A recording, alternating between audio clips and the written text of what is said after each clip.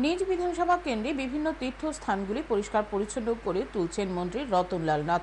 শনিবার তিনি লেপুঙ্গার অভিচরণস্থিত থাচি রাম মন্দির চত্বরেও সাফাই অভিযানে অংশ নেন। প্রতিদিন এই মন্দিরে পুজো হয়। এছাড়া চৈত্র মাসে বড় আকারে মেলা হয়।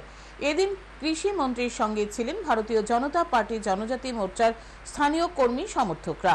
সকলে মিলে মন্দিরটির বিভিন্ন স্থানে স্বচ্ছতা কর্মসূচি চালান। অযোধ্যার হতে যাওয়া অনুষ্ঠানকে কেন্দ্র করে দেশের সবকটি ধর্মীয় প্রতিষ্ঠানে বিভিন্ন সামাজিক কর্মসূচি পালনের যে সিদ্ধান্ত দেশের প্রধানমন্ত্রী নরেন্দ্র মোদীর, তারই অঙ্গ হিসেবে এই স্বচ্ছ ভারত অভিযান জানালেন মন্ত্রী রতনলাল নাথ। এই থাচি রাম মন্দির ছাড়াও মোহনপুরের রাম ঠাকুর মন্দির এবং রামকৃষ্ণ সেবাশ্রম চত্বরেও সাফাই করেন এদিন মন্ত্রী।